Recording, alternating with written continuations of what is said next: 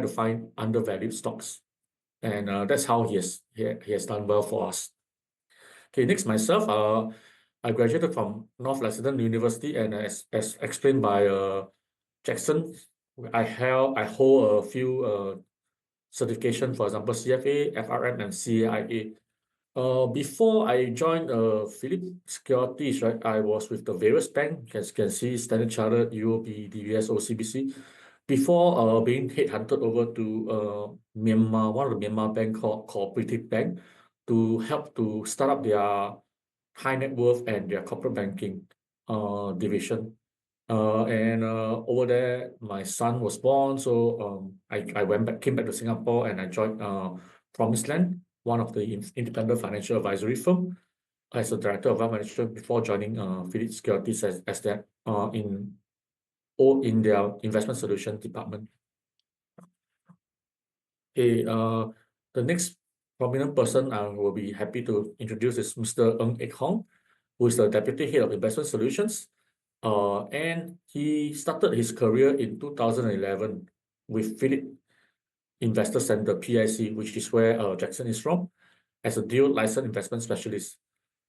So his main role right now, he's sitting with the holding directorship in some of the VCCs that we are holding. So VCC is a venture that also sits under investment solutions, in which we help basically high net worth individuals or fund managers who wants to do a fund management in a more cost-effective way. So Ek Hong graduated from NTU with a Bachelor of Engineering degree in Mechanical Engineering. And previously, he was the head of dealing from PIC before and transited to become deputy head of PIC before joining Investment Solutions. Okay, of course, we are supported by a whole team. It's not just us. So we have portfolio managers, Jeremy, CJ, Chen Xi, and also supported by other managers who does for example, Darius does our business development.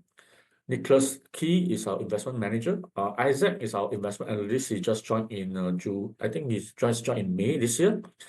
And supported also by various business development executive. Jocelyn, who's doing those regular payments, RSP, SPL. Bell is the main person that is doing for managed account. So when you write to MA inquiries, it goes to her.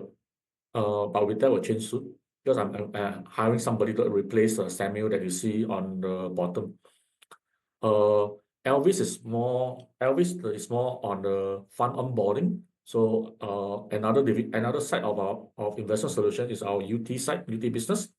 Nicole is the person to help with the platforms. She even runs like a community manager for the UT social media page. Okay, let's look at our investment approach. So I would say I'm more a macro guy, while Wai Chi is more a micro guy. But as of anything, has to merge somewhere. So normally what we will do is that the ultimate aim is to maximize return while reducing risk to match your risk profile. So we will look at everything. We look at the macro trends, what is happening in the world. I think the recent buzz will be recent buzz will be the China. They have some restructuring, right? They are still quite secretive, but I think I'm keeping an eye on that. I think it does help to boost the China economy and also their stock market. And in fact, it has just run, I think, 1-2 weeks ago. And after we look at this macro, we look at the specific industry outlook. Based on this macro trends, right? What are the industries that are expected to benefit? For example, I talk about China, right? So they are trying to do some funding. So the sector that was well beaten down were the infrastructure, and surprise, because of the injections of their stimulus packages, I think the property sector is doing very well. And we come to the valuation part, where where Wai Chi is very strong at. He looks at the balance sheet, and we have own proprietary valuation technique to identify undervalued stocks that in the long term, when market identifies them as being undervalued, will grow for you. Okay, and we will do fundamental bottom-up research. Okay, part of our investment strategy involves active management. So, we want to be more active. We believe that there are markets that are inefficient. Therefore, they are not well covered, people flying under the radar. So, they are alpha to be exploited. So we believe in active management and we prefer simple, straightforward business model. So things that are too complicated, we don't usually touch. Okay, we want to understand the business. Whenever we play dividend, we want to make the dividend work for us. Active dividend play. The portfolio is unconstrained. We can invest in anything as long as it's mandate, as is allowed by the mandate, and we are not trying to follow or benchmark ourselves against any benchmark or indices. Any excess fund will be parked with a money market fund. Typically, we will park them with a Philip money market fund, the Sing dollar and the US dollar tranche. Earn around, I think Sing dollar is close to 3%, US dollar is around 5%, but it may drop. So right now is the best time to play more. But rest assured that if anything is being stocked as a gunpowder, right, dry powder, is being and deployed efficiently, not in a zero interest account. Okay, next let's look at how the market what's a typical market has done. So capital market has always, since history, rewarded long-term investors. You can see the different lines here, right? It's a chart or plotting the history of a $1 invested from 1926 to 2023. So that's very recent, right? I only have because I can't 2024 because the year that has elapsed is only 2023.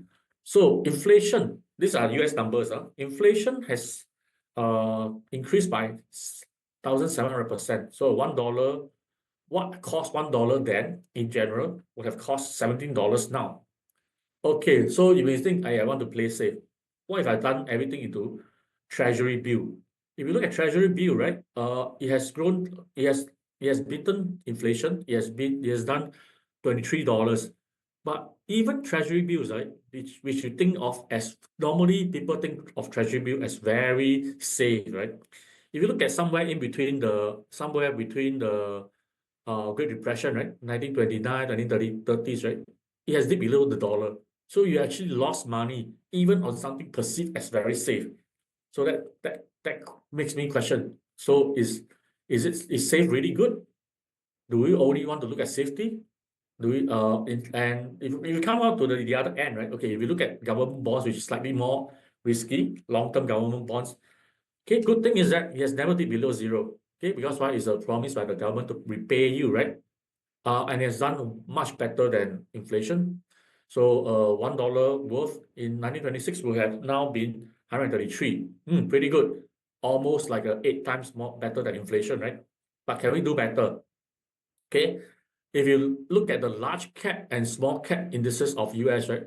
Okay, no doubt, in the 1929, 1930s, right? It has dipped below the dollar, close to, I think it was around 20 cents, 30 cents to a dollar then. But give it a longer term. So if you give it I would say a long term, just define long term in my view is at least 20 years. Even 10 years, I think it's too short. So if you look from 1926 to around 1946, right? We have done around $10, which is the best performing among all these asset classes. So makes you wonder, what is safe? Are we looking at beating inflation? Putting your money in the bank, is it safe? It is. But are you getting any risk? You are, because your money is being eroded by inflation. That's inflation risk. So I want to make your money work for you. Okay. Of course, when I talk about this, I have to talk about ups and downs, right? So as a summary, right, these are the bull market and bear market from, again, 1926 to 2022.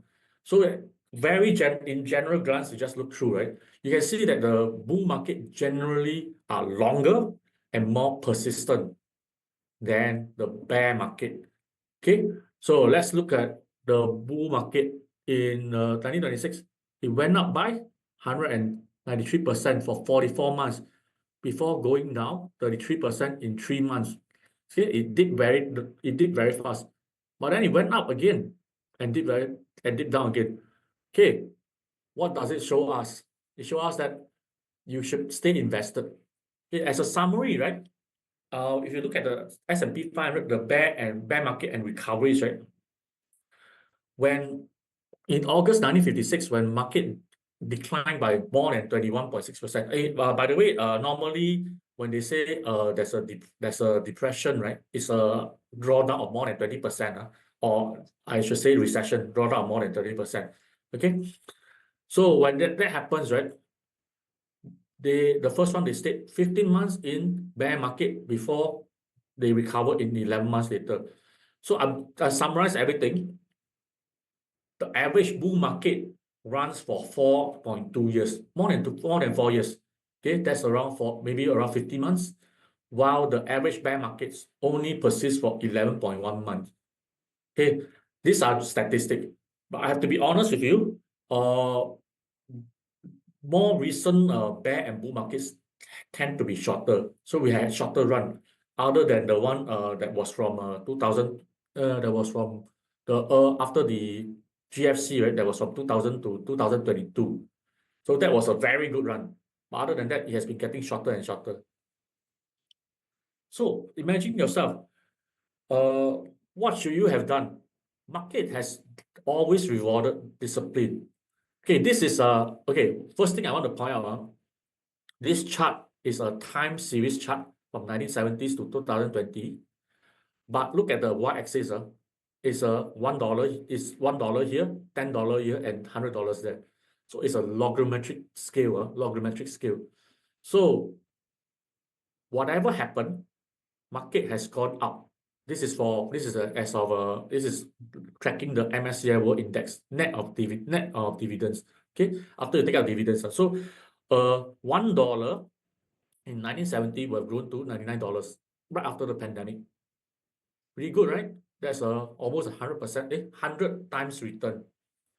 But if you zoom into a shorter span, right? For example, I think the recent one, COVID-19, it dipped over 33% in 2 days. I still remember the date. 2020 February 24th. Because that happens to be my wife's birthday, so that day. But it went up very fast. So the key takeaway is that you have to be invested. You have to stay invested and believe in the market. Okay. But what is working against us? Our emotions, right? Okay. When market are doing well, we'll be optimistic. So many people struggle to separate their emotions from investing. And when market goes up and down, right, you jump from optimism to elation to nervousness to fear to optimism again when market goes down. But think about it. When market is going up, it's good to participate if the fundamentals are okay. Okay, but when market is going down, is it correct to sell? It may not be, because when markets are going down, it may be time to buy. I quote Warren Buffett. I think he mentioned before, be greedy when people are fearful and fearful when people are greedy. That's the exact thing that you should be doing instead of being controlled by your emotions. Okay. And you have to look beyond the headline. Okay. What does the headline do? The headline, the daily news and commentary can challenge your investment discipline, because you look at the headline and say, oh, market do very well. You'll be tempted to buy, or market are coming down. You'll be tempted to sell. But don't let the headline unsettle you. Consider the source and maintain a long-term perspective. Line it up back against your risk profile. How long did you want this pot of money to work for you? What is this pot of money doing for you? How long do you need it? Okay, and let the market work for you. Okay, it is about time in the market, not about timing the market. I think this is a very time-proven adage. Okay, because why? When you react, you can hurt your performance. Look at this. If you put in the S&P 500, okay, now it's a shorter period, 1990 to 2023. The total return analyzed will have been 10.21. just by missing one day, the best day, you have dropped by almost 0.4%. You will say not too much, right?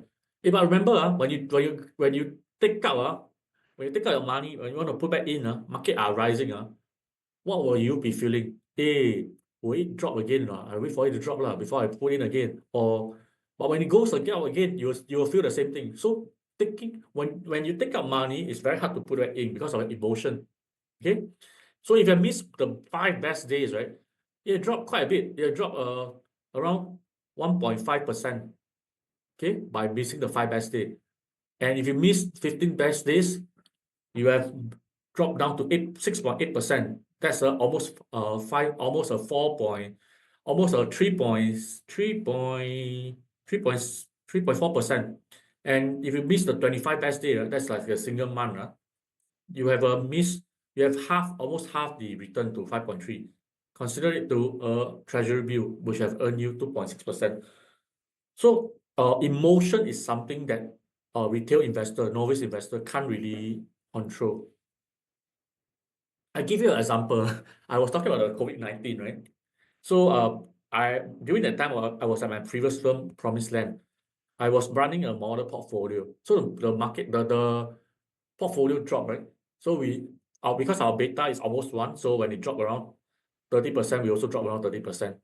And when that happened, right, one of the biggest supporter come and tell me, hey, you should liquidate everything. I tell him, no.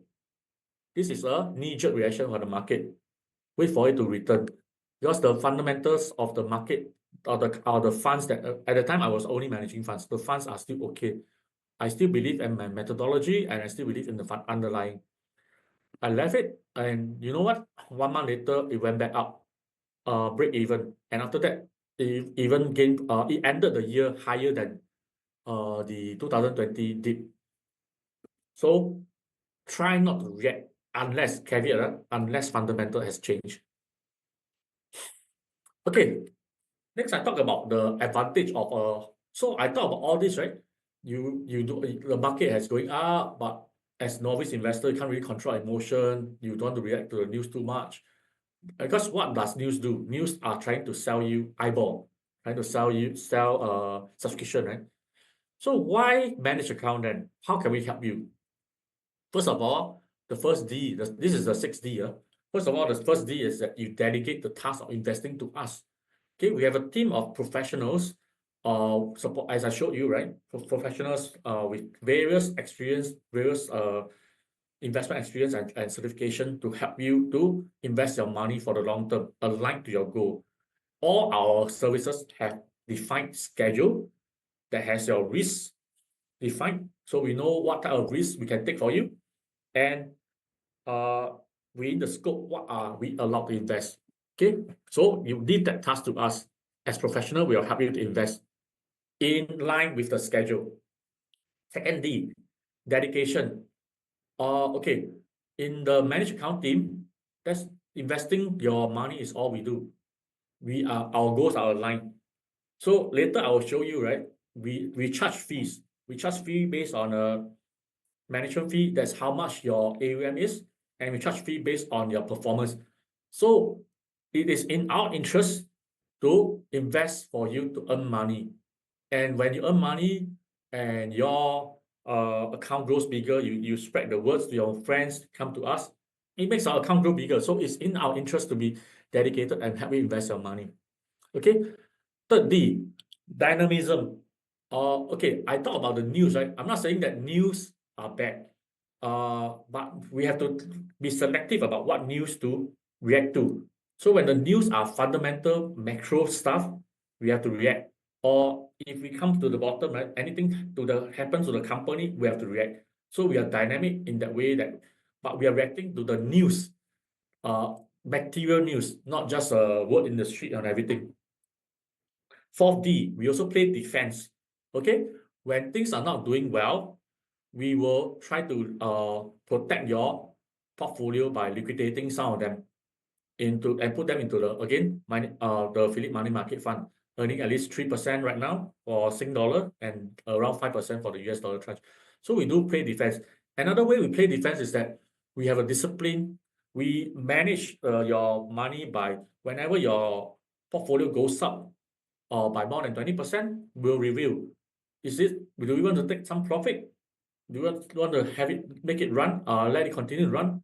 We have this, we have a weekly investment meeting where we discuss this, and we will consult our chief investment officer to come up with a decision. So it's a group decision.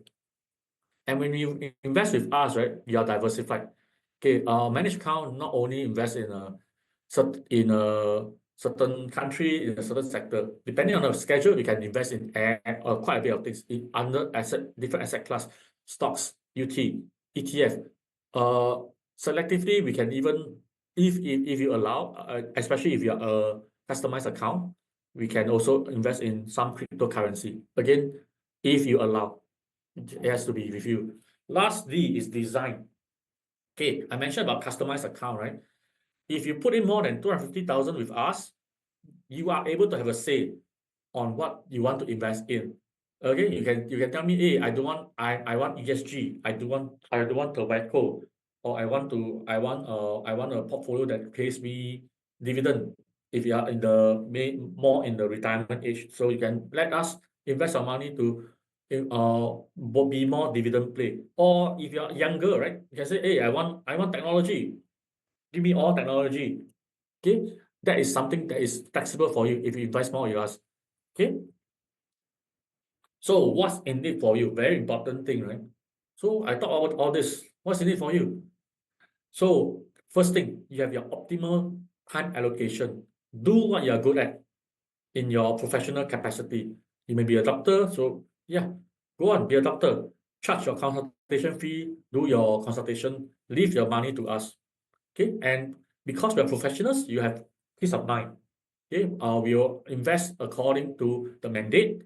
We have a risk management policy, and if you are somebody who wants more customization, we can do that for you. And also, there's transparency and direct ownership. Okay, on the Phillip platform, right, you can access 24/7. It's online. Whatever you are holding, and the beautiful thing about managed account is that you have direct ownership of the underlying assets. So it belongs to you. It's not in trust of us. It's not anything. It's in your name. And returns are sustainable because again, we run through the methodology that I mentioned. Okay, well, okay, I'm going to run through this very fast. So obviously you have choice because there's a suite of services that are of different risk profile that suit different that invest in different areas. These are what we call the core services. You have flexibility because we can use a lot of different underlying. Again, number 3, no locking period. So anytime you think that you need money, you can just withdraw. Hang on, you can withdraw. Okay, you can withdraw anytime you want. Caveat, you have to leave at least the minimum required capital with us. And again, I mentioned this, right? 24/7 access, and but there's a money statement. One more thing that we support you with, right, is we're gonna have you can look at you can go to the website later. I think Jackson shared already where to get the information on a managed account. You can go there, look at our services, look at our fees, look at our performance on the money fact sheet, right? And the important thing, we also have a monthly CIO newsletter where Chi will share with all of us what's our take on the market, how's the performance on the individual accounts, the core services, and what action did we do. Okay, and starting from next month, right, we are going to restart again this quarterly managed account webinar where I'm going to give airtime to all our portfolio managers to talk about what they did for the core services, because I found that the core services clients are right now only limited to the fact sheets in the website and the CIO newsletter. So I wanted to give a bit more interaction. Okay, we have global presence, so we capitalize on the insights of researchers and analysts in the local and regional network. So Phillip actually has presence in 15 countries all over the world. Okay, but if you count Hong Kong, right, actually we have 16. because we subsumed Hong Kong into China. So we have this research capability over there, and we can tap on their expertise. Okay, yeah. Okay, direct contact with portfolio managers when needed. Again, I caveat that is only for customized account. So customized account, we endeavor to meet up with customers at least twice a year. Okay, but again, even if you are a core service holder, right? You get to meet them at least once every 3 months, but it's for one-to-many type of a scenario. Okay. Low cost. Why do I say low cost? What we are offering is essentially in the private bank, what they call discretionary portfolio management. Okay, it is discretionary portfolio management. And to access discretionary portfolio management in the private banks, you have to put with them at least $1. Okay, by the way, $1 means 1 million. And they charge you around, I think 1% or 1.2%, depending on the banks. Okay, but if you put $1 with us, we only charge you 0.75. So that's a savings of at least 25%. Okay, let's skip this, and I'll talk next about our services. So in general, we have a few services. We have a core services. We have a Havenport, who is our sub-fund managers. We have a smart portfolio, and we have customized portfolio. Okay, I summarize everything in this table. So minimum holdings, right, for our core services are 25,000. For customized is 250,000. While for Smart 123 is 300 and Smart US is 3,000. Okay, Havenport minimum holding is 5,000. If you want to do a monthly investment plan, you just need to put $200 per month. You are able to invest with either cash or SRS. Okay, CPF not yet, but I'm trying to do something.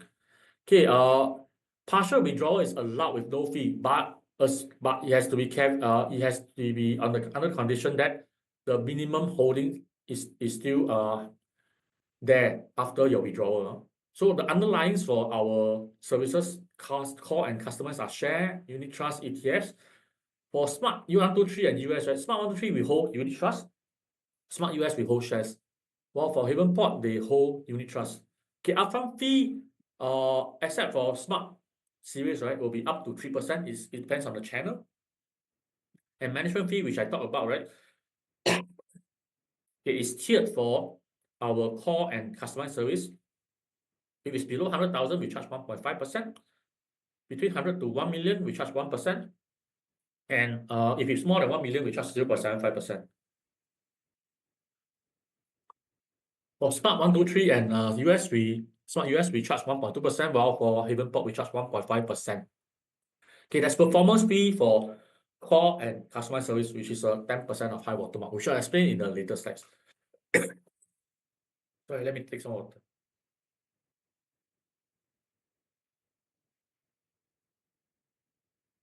Okay, let's look at the portfolio return. Sorry, this is a bit outdated. This is last month. Our returns are pretty much still there. So for our core services, right, I think things that I want to recommend to you will be the Malaysia Focus Equity, which is managed by YG. So year to date already 37.92, almost 40%. Another one that I want to recommend to you will be the one that I was managing, Global Growth Leader. Year to date is 13.06. Okay, the REITs also did very well because of course, if you know the macro, right, interest rates are coming down. So in August, right, in July, it went up quite mid-single digit. So the C-REIT, which is the one that does not pay out dividend, it went up by 6.76. I-REIT, the one that pays out dividend, 4.57. This is after dividend now. And P-REIT, I-REIT is the Islamic REIT, and P-REIT is the one that pays out is 6.84. Okay. And not forgetting of Havenport. So Havenport, they have a conservative, moderate, and aggressive treat according to risk profile. So their 1 month conservative went up 1%. And year to date, except for conservative, right, the moderate and aggressive are close to 10%. Okay. So since inception, this is cumulative. Since inception, they were incepted in October 2016. So since inception, annualized return for the conservative was 2.5. moderate was 6.2, and aggressive is 7.4. Okay. Okay, I have to okay, never mind. So they have another portfolio called the thematic one that is more on they play on the theme. So they go where markets are doing well.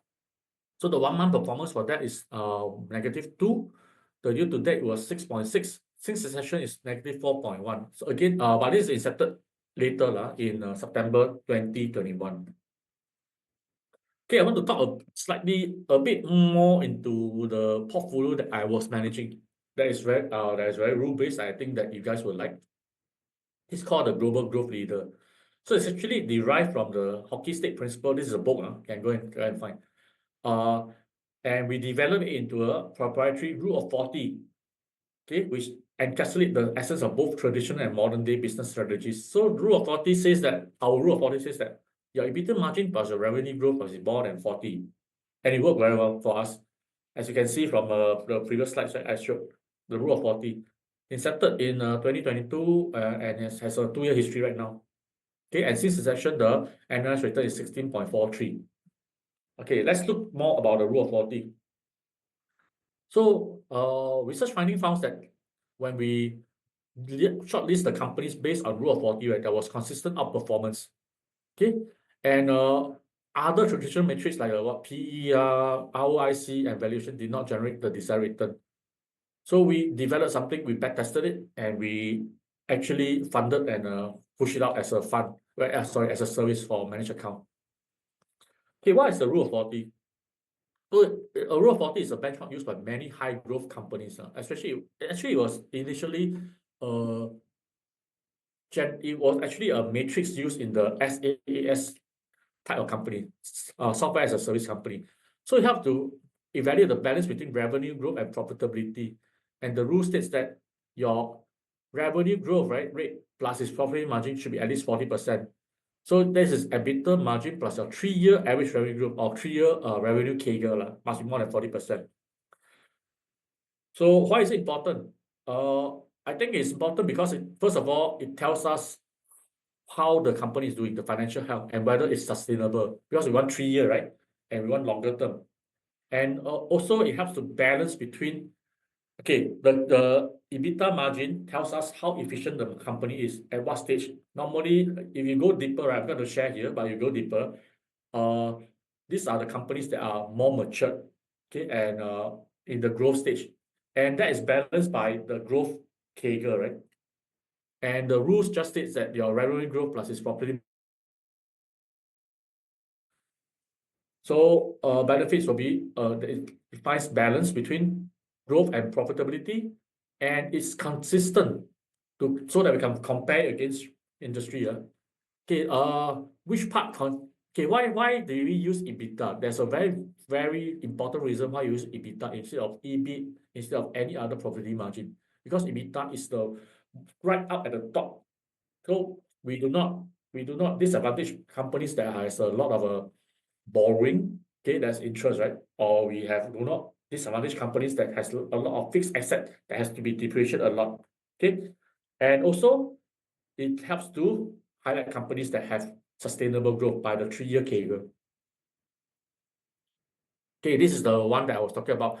So the rule, right? We found out that by the power curve, we try to identify the top quintile, right? The top 20%. What were the driver of their return? Why did they do so well? So we found that the size of the company matter. So the size of the company matter, and that is more or less encapsulated by our EBITDA margin. So when the company grows bigger, it gets more efficient, the EBITDA margin will go up. Industry trend is captured by, of course, our revenue growth CAGR, the 3 years revenue growth CAGR, and they have to have big investment. But the big investment will also be translated into their revenue growth over 3 years. So this is the rule of 40 based on the research. If you want to find out more, right? I think by the way, this one I have passed over to my colleague CJ, who have seen as a portfolio managers. So you can join us in our November 28th seminar. Okay, find out. It's already posted in Poise, I think, and you can sign up there to find out more about the strategies. Okay, I'm going to skip this. Okay, what we does is that based on the research methodology, we are able to constitute a thematic portfolio and that can identify the clear leader in the industry that has passed the Rule of 40 and the valuation matrix test. Okay, some a case study. I'm not gonna run through too much. I will leave it more to CJ. Okay, let's say Intel, right? If you look at the Rule of 40, right, it failed because EBITDA and the CAGR was only 9%, not even 40%. So how is it translated in the stock price? So it actually went down in 2021. It went down and came back out again, but never really recovered to the highs. Compare this to TSMC. Okay, it passed the Rule of 40 because it was 84%. And you can see that it's on the uptrend. It's testing the highs. Okay, despite the quite recent, I think in July, right, there was a tech drawdown. It's still doing quite well, and it's still in our shortlist, by the way. Okay, this is a example of how I was portfolio manager, so I had this. This was when I was doing how I deployed them, and okay, I also use technicals to see when I want to put in the money. Okay, when the technicals are all doing well, that means I should buy. Okay, so I have identified what to buy, but when to buy, right? So that I get it at a good price. Okay, this is to do with the back testing. So like I mentioned, right, we back tested the result from 2012 to 2022 for 10 years. The orange line is a arbitrary benchmark. That benchmark, by the way, was a S&P 500. So the benchmark S&P 500 compared to our dark line, which is the global growth leader. So we found that when we back tested it, our strategy returned 20.5% annualized return compared to 12.6 for the S&P 500. So all other time period we outperform them. But of course, you can say back tested, right? What happens if we put the rubber to the road? We put money in. This is the result. So it has grown to 1.36 as of August 2024. So that's around, like I mentioned, around 16 to 18% annualized return. Okay, then I will talk about this smart portfolio. The smart portfolio is a cyborg. So we get the data from the data scientist, right? That captures more than 1,200 data points directly daily, and then they pass it over to our investment team, to our CIO, who will use the data and translate into a portfolio action. So, and lastly, I have a customized individual portfolio where it's for people with more than 250,000. You have much more say and more frequent interaction with us. This is a example of what we can do if we want to do a customized account. Okay, talk about fees. So I think for the fees, right, you can approach Jackson later, but we charge up to 3% and a management fee I mentioned, and I will talk a bit more about the performance fee.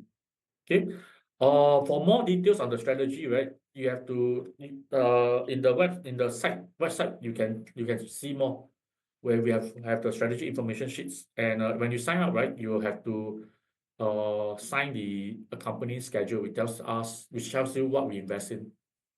Okay. Okay, as promised, hang on, let me.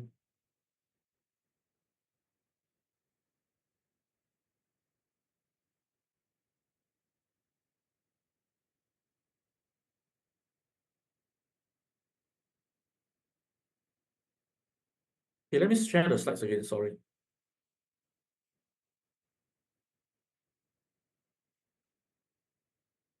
Okay, what is a performance fee? I hope you can see my screen. So performance fee, right, is based on high water mark.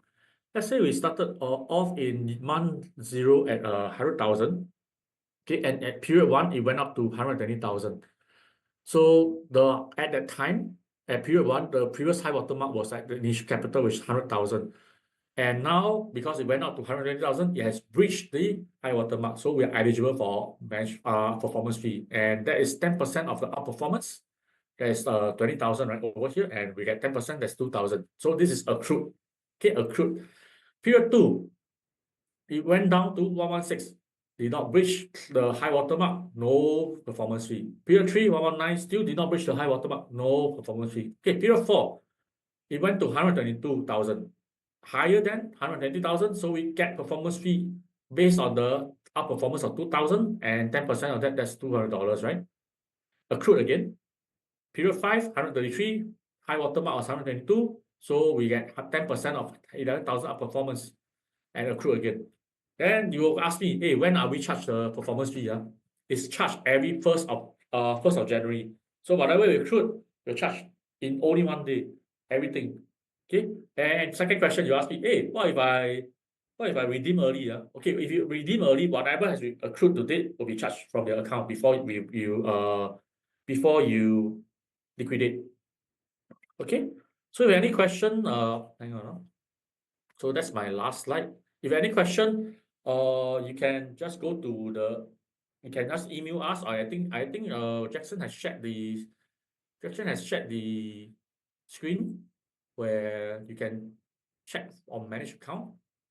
So now I will stop sharing and open the floor for questions from the attendees.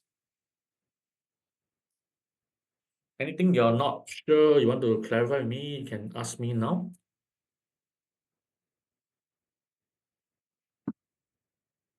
No, you can type more. I'm not too sure whether you can unmute, but you can type in the chat. No questions? No questions. Either I did a very good job or I did a very bad job that all of you don't understand. Okay. If there's no question, I will not stand between you and your lunch. Thank you, attendees, for coming. And I hope to provide service to you guys to grow your wealth together with us. And again, I have to thank Jackson for organizing this. And if there's anything, please approach Jackson for account openings or other matters related to your investments. Okay, if there's nothing else, I think I will stop. I'll end this now. You may leave. I'll just hang on until everybody leaves, in case anybody still last question or too shy to ask. Yeah, if you have no questions, attendees, you can leave. Thanks a lot.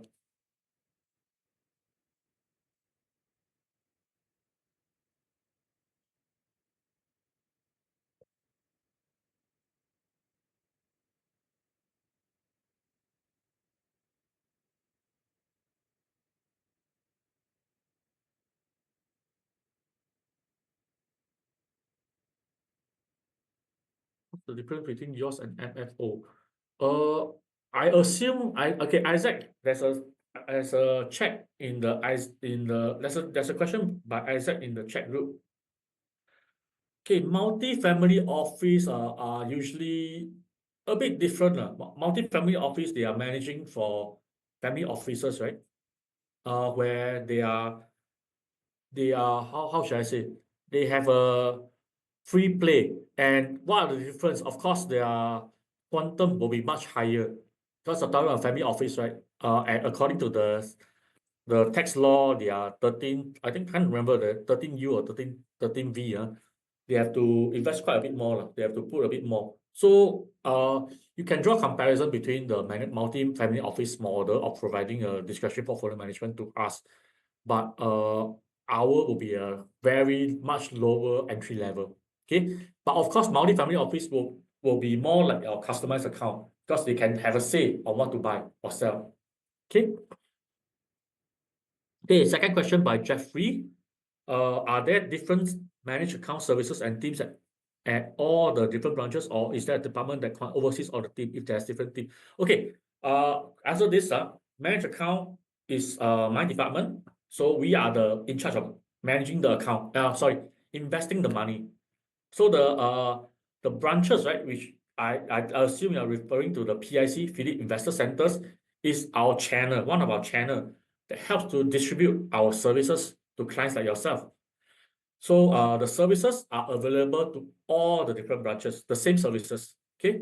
But the personnel of course in different PIC are different. But I would recommend you go to Jackson. Jackson has a very experienced branch manager who is very well well versed in stocks, shares, and everything. Yeah. So I hope you answer your question, Jeffrey.